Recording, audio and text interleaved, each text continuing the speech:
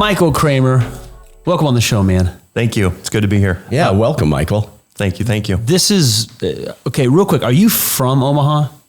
I grew up in Northeast Nebraska. Okay. A little town called Hardington. How does somebody from a little town called Hardington, yeah.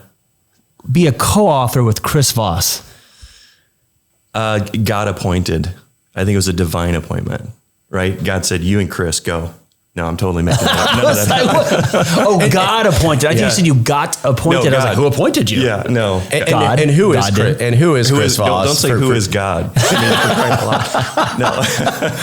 and for anybody that doesn't know, which most people should that listen to this, who is Chris Voss? So Chris Voss is actually from Mount Pleasant, Iowa. I don't know if you knew that. Did not. So, and he was a cop in Kansas City, and then he went to the FBI and worked for a period of time as a suicide hotline for Boys Town operator or whatever they call those folks, because he wanted to become an FBI hostage negotiator. And they said the best place to learn negotiation is when somebody's life is on the line. So he worked for Boys Town. I honestly, I don't know if it was Boys Town or not. It was a suicide prevention. He's from Kansas City at the time. I'm guessing it was Boys Town. I haven't asked him that. But he became the #1 hostage negotiator for the FBI and was there for 25 years. Yeah. So how did you negotiate your way into a book deal with him? I mean, that's truly amazing. When I think I saw this maybe a year ago that you were working on it, probably. I believe. Yeah. I lose track of time, but it was probably about a year ago. It goes back to when I first read his book, Never Split the Difference, which he's famous for. And it was just like an epiphany for me, where as I'm listening to how he's training you to use these tools to negotiate, for years I had subscribed to Getting to Yes, which is written by some Harvard professors. Good book. Great book. And I thought that's how you negotiate. And Chris completely flipped that on its head and said, you want to go for no. And that was the first thing that I heard him say that kind of got my antenna up. And as I read it, it really started to sink in. And I watched literally every bit of content I could find on Chris Voss. We rewrote all the scripts for our business. So any cold calling script, any seller meeting scripts, anything at all that we deal with that we have scripted, all has Never Split the Difference, or as Chris would summarize it as tactical empathy, woven throughout. And so I had subscribed to the newsletters. I'm consuming all the content. And I think it's just because I was a super user of this stuff. Like, they saw me asking for stuff all the time, that they reached out and said, hey, he's going to write a book, and we're looking for some co-authors to come alongside that have used this stuff and to share their experience. Would you be interested? I'm like, yes, I am. Wow. That's unreal. Yeah. So it was sort of God appointed, not God. Yeah. It was just by chance. I didn't reach out. It was just a happenstance. I get the email, I responded. And the process, as I understand it, is that we had to submit a story. My process was I had to submit a story.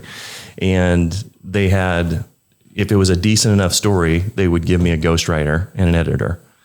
And so they did.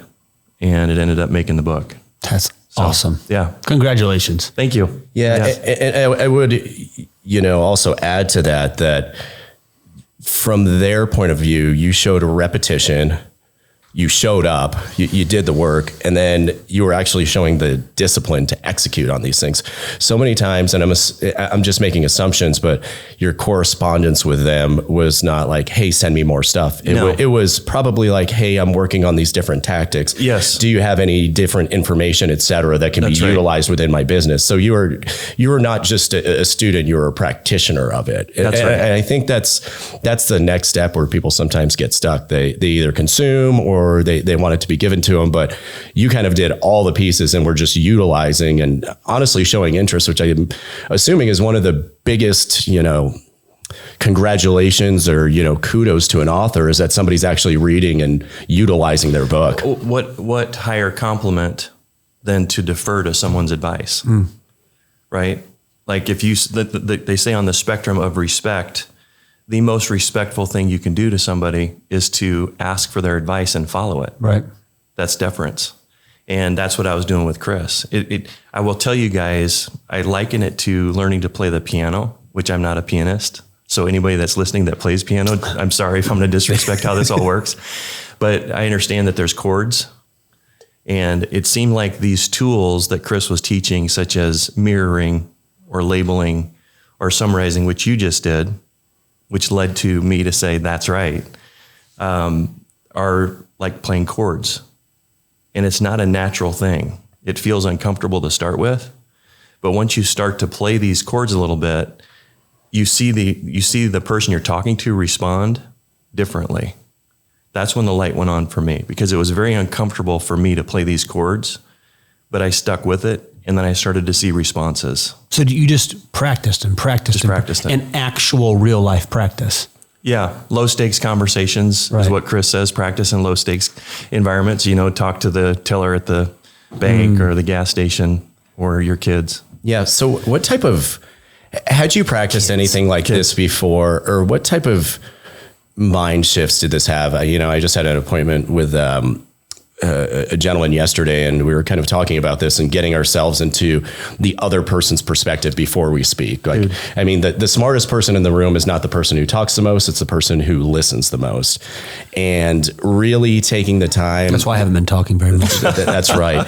That's true leadership, Chris. That is. It's one of those things that everybody wants to speak and be heard, but truly it's allowing others to speak, putting yourself in their shoes so that you can have a meaningful conversation from their perspective. Because otherwise it's just two people talking into the ethos.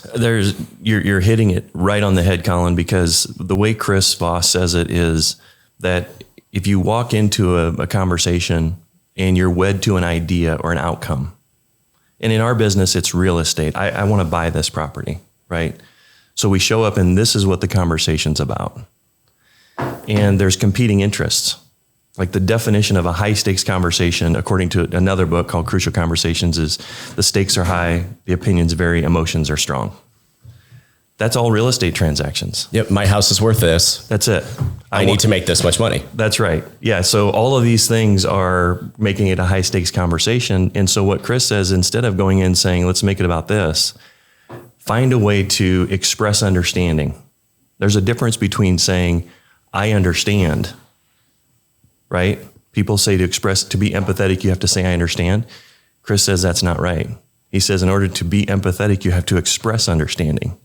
And the way you express understanding is through usually a summary, right? But to get to the true understanding, you have to use mirrors and labels and accusations audits to really distill it down. Because when you get that true summary where somebody says, you get me, you got exactly what I'm wanting and what I need, you get it, that's right. It's in that moment where Chris says there's and it was from a neuroscientist, I think he just reported it, but there's a synapsis that's connected in the brain, a microepiphany, and it's like an aha moment that we have, and that cements our relationship. I know someone so good at that. My father-in-law, he's a psychiatrist, and he's been doing it for a very long time. And I had a light bulb go off when you were explaining this, because you can, not only is he better at listening than me, because, I can get my ADHD going on here, but he's looking at you and then he summarizes what you said in an empathetic way. And you're like, oh, this guy heard me. He gets me. He gets me. And when somebody gets you, how do you feel? I feel heard and awesome. And what do you want to do in that moment? You want to walk away or you want to get closer? I want to sell him my house. Well, and that's the point of all this, you guys, is you do this. So what? Why do you do this? Well, you do it so you can start to collaborate. And trust. Yeah. Well, yeah, trust. Absolutely. That's the foundation. Collaborability. It's ultimately the collaboration, because once you guys have this connection, now all of a sudden this can come back into play. But instead of it being here, it's out here and we're on the same side of the desk. And we're talking about how to solve this problem. And that's where the power's at. Is he still putting on like seminars and whatnot? Oh, yeah. Yeah. Yeah. He's a lot. It's called Black Swan Training. Yeah. No, that's interesting. So last week, 2 weeks ago, was about to have a property under contract that Chris and I and 2 other partners are purchasing, just a small portfolio. All of a sudden the deal blows up. We wanted to get an insurance claim assigned. It wasn't communicated correctly. And the seller's known to never talk to buyers. He's been doing this for 40 years. And he's like, I don't want to talk to the buyer. And I kind of asked the agent, I was like, I think we can clear things up. And it was amazing. You just let the individual speak. You acknowledge their grievances. You understand what their problem is. The problem was, I want to make sure that this closes. I want my cash, but this was something new that I wasn't expecting, this assignment of claims. I wanted to take the money from it. That was his plan. And, my response was, that's completely understandable and fine. And, we can make this incredibly easy, but also, I just wanted to have the conversation with you, give it to you from my point of view. And if this doesn't work, there's honestly no hard feelings because, I think you'll do well on these properties, but, this is kind of my offer and it's foolish for me and you as investors, if I'm purchasing something to not have this assignment of claims when it's sitting right there in front of me. It's bad business on my side for myself and my investors. And 20-minute conversation, he said, I'll think about it, call you back tomorrow. He called the agent 20 minutes later and said, yeah, I'll accept the offer. And it's, 800,000 below what it was listed for. That's huge. That's huge. But to have, I think the point in all that, Colin, is to have the courage to invite that conversation, because so many times, and let me ask you, did you have in your mind a fear, a worry about what he might say at all? No, not really. I wanted to make sure that it was kind of clear from my side, my intent, because I mean, sometimes, not beating on agents, but sometimes there's something lost. There's lost in the sauce there. Yeah. And there's also once again, to your point, there's competing interests. Of course. Because the agent's looking for the commission and that's just getting the deal done at whatever stakes it is. Let's get it to close. Let's get it to close. So they're going to put pressure on me to not force something, and they're going to put pressure on him to accept something, but them representing him, the pressure's on me. So no, I didn't have fear. It was more of just, hearing his side, because oftentimes, especially people in this business, we get solicited all the time. Do you want to sell your property? Hey, I'll give you this. And there's ridiculous negotiations that are going on. So we as investors that are really busy, we shut down. Yeah. So I was like, if I can just open it up, listen to him, hear his concerns, basically, as you said, mirroring, repeat back to him his concerns, alleviate those concerns through, past experiences and, what I am saying in front of him. The worst thing that happens is it's a no, but it's at least a solid relationship for hopefully future transactions. Absolutely. And I think you're unique in the sense that your narrative of what might go wrong didn't get in your way. Yeah. I would argue that most people have a narrative of, if I open this up, I'm going to lose the deal. There's a scarcity, like this deal matters so much to me. Yep. That I'm afraid if I have this conversation, it might go sideways or might fall apart. And the way you said it I'm paraphrasing, if it doesn't work with this assignment, that's okay. Right? Like, I'm not wed to getting this deal done. Yes. But if in order to do it, if we're going to collaborate and have this deal work, this has to be something we consider. So let's talk about it. Absolutely. That's a huge sign of maturity. Oh, I wouldn't go there. Well, I appreciate that. It is, because you're self-aware enough to say, this is something inside I need to deal with. Your narrative that usually competes against that, what we want, because we're thinking, our mind naturally goes to all the objections, right? We have this idea and then all the reasons why it won't work. We're gifted that way. Our brain's wired that way. We have to be able to set that aside like you did and have the conversation. So outside of objections, what else do you think are some faults or fallacies or difficulties that individuals have when having those conversations that kind of lead to a conversation similar to I had, and I'm sure many that you have, to the deal falling apart?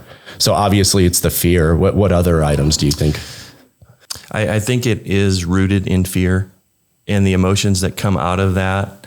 I generally call it scarcity versus abundance, which, our belief is that we're people of faith. We believe that God owns everything and that we're stewards. And so that belief, that framework, allows us to enter these conversations truly as a helper and not as like, if this is meant to be, then it will happen. We're going to do everything in our power if it makes sense to move forward, and because that's for our family, it's for our business. But the deal is always, it's on the list, but it's 4 or 5, not 1. Yeah.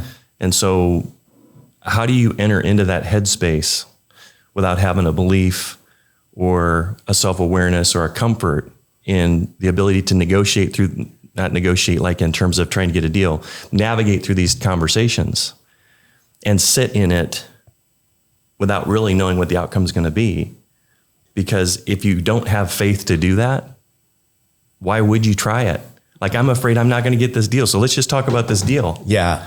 I think you have to be interested. That's a great way to say it, actually. I think you need to really, to be honest, I read it in one of the negotiation books that you have to be really interested in what they're saying. It's the only way you're going to hear them, and they feel it. I didn't mean to put my hand up like, don't say anymore. Shut up, Chris. No, I was like, that's it, dude. I'm not interested in what you're saying. Mr. Leader Man. Also something I think, and it's after, and I'm guessing here, but, and Chris is really good at this. Chris is really good at storytelling, bringing things back. I'm usually a little more direct.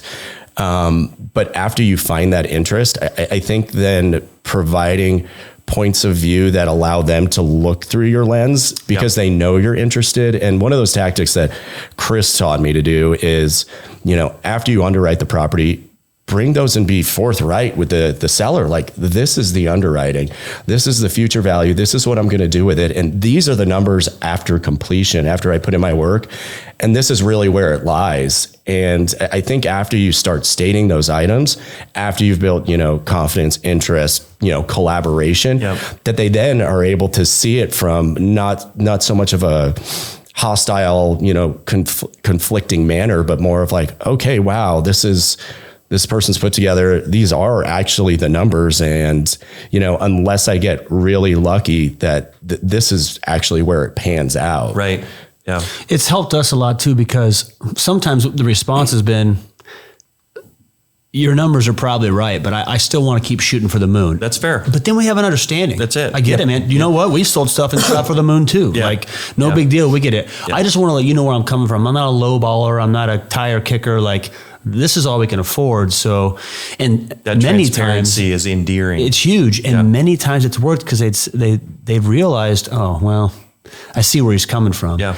I want to piggyback on that real quick, Chris, before you pivot, if you don't mind. Yeah. You guys, you probably heard of Gary Brecka. Mm-hmm. Yeah. Oh, yeah. So absolutely. He has this. I took some perfect aminos this morning. Yeah, I did too, actually. Guys selling our product. Gosh, dang it. I was in the sauna and the plunge. Don't worry, guys. I aspire to that one day. Come on over. We should do it. I started the day off with a swim and then I'd love it. Workout, sauna, plunge. That's absolutely. awesome. I would love it. We should do it. Yeah. So he has a bit, I don't know if it's a reel or a short, that is about authenticity. Have you guys seen this? No. So he starts the question with, or starts the conversation with measuring energy. Scientists have the ability to measure energy from people. I don't know how they do it, but there's a room where there's no other waves, is how he describes it. And they measure the energy that each person in that room is emitting. And he asks then the audience, what is the most powerful energy that a human can release? And there's all of the, what would you say the most powerful emotions are? Energy. Love. Love is a big one. What's unfortunate is I can't think of it, but I've actually heard this short. Yeah. So it's anger, hate, love. Mm-hmm. It's authenticity. Yeah. He said it's 400 times more powerful than love. Mm-hmm. Authenticity? Yeah. Yes. Wow. So think about this, what you just said, Chris. Mm-hmm. When you say, here's our underwriting, this is what it is. Brecka says that the definition of authenticity is to say the truth and to believe what you're saying.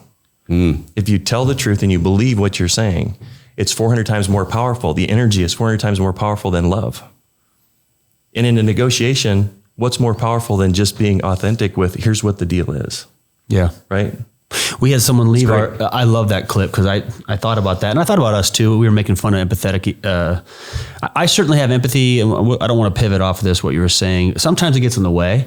Sure. Especially as, a co-founder of a business stuff. Sometimes we're trying to make smart business decisions, but I'm being empathetic to people's feelings. And sometimes people's feelings aren't the number one way to make the business better, but it can be a blessing and a curse. We had someone leave one of our most recent dinners, and the gentleman walked up and said, "Look, I know somebody who invests with you guys. I'm going to invest with you guys. Sure, it's because that guy over there did it, but I want to let you know that after hearing you all speak tonight, I just know you're good people. Yeah. I know you're being honest with me, and I'm going to invest." And I didn't think of that clip, but I was like, I'm so happy to hear that, because that's what we try to do. And that connected with him. And that's why he's investing, not because of real estate, not because his friend's investing, but he feels we're authentic. I was just going to say, I bet he felt you're authentic. Yeah. I bet he thought it was real. And I'm guessing you guys told the truth and you believe what you said. We did. Absolutely. Because we point out pros and cons. I mean, anybody's we're selling not perfect. Anybody's selling a perfect is not being very accurate. So I don't want to pivot. I'm going back a little bit. Well, Colin was very kind, and why his interaction with the seller went well. It's because Colin's good with people. He's authentic, sincerely, all those things. One of the reasons there was a little trepidation or a little stutter there were agents involved, and the message was getting lost. Now, in your situations where you're cold calling a lot of sellers directly, you don't have to worry about that. I'm curious, from a seasoned investor and negotiator, what's the best way to do it when agents are involved? And my caveat, my short answer, that usually I'll ask the agent, can we all get on a call? Can they at least hear us speak? Yeah. And some will allow it and some will just kind of... Yeah. But that's the worry, is that with how real estate is, agents, some of them that are good, they've made us better. Mm-hmm. There are many that just get in the way. How do you get that authenticity through if there's an agent? It is, it's the biggest hurdle. Yeah. The eighth wonder of the world. It is. Yeah. So you don't know this, but on the drive here, a very well-known and respected broker in town and I were on the phone talking about this very issue. And he's one of my favorite people. And I hang out with him outside of doing business. And we just see it differently. He said to me something that I thought was really telling, like it was a black swan, using Chris Voss language. And that is that, Mike, I don't want to get you in front of the seller, because you're going to position this deal in such a way that's to your advantage. And I can't protect the seller unless I'm there. And I have a responsibility to protect the seller from you. And he said, that's a compliment, by the way, because you're going to negotiate a really good deal. But most sellers aren't competent to deal with somebody like you. You're a sophisticated, whatever. I don't want to, you get absolutely. it, right? Same as you guys. You could walk into a room and talk to a seller and understand the deal, understand what they're dealing with. And if you deploy some of the tools like, mirroring, labeling, and summarizing, you can get to collaboration pretty quick. And then all of a sudden a deal gets made. And what happens is the agent, who has their own purview of information, says that could have been this and it was that. So they believe, out of a duty, I think. This is just a new conversation this morning. Sure, true ones do. They do. They feel a duty to say, okay, I want to protect this guy. Well, let me go back. I want to tell you a quick story. First time I ever saw, I was 12 years old, and my dad owned a body shop. And in the back was basically a junkyard. A guy walks into the shop and he says, do you mind if I walk through the junk pile? Dad said, go ahead. He comes back 30 minutes later with a fistful of parts. Like, he had two hands around it, sets them on top of my dad's toolbox. And he says, what do you take for these parts? Dad didn't even look at the parts. He said, what do you give me for it? The guy said, $20. Dad said, sold. Should have been 500. What was the material? I don't even know. I don't even remember. Catalytic converter or something. It was chrome parts, if I remember right. Probably an emblem or something that he needed. He walked out and I said, Dad, how did you determine the price? And he said, it's a good price when two people agree. So my question to the agents that are protecting the seller, if the seller is not coerced, like, I think part of the challenge, the exception that I take to what this gentleman was saying, is that while I could probably take advantage, I won't. Yeah. Because of what I value, what I believe. And you want the next deal from this individual. The next deal. But these tools, by the way, the tactical empathy, it can be used in the wrong way. If you don't have altruistic intent, I mean, one of the guys on our team says, we're freaking brain ninjas.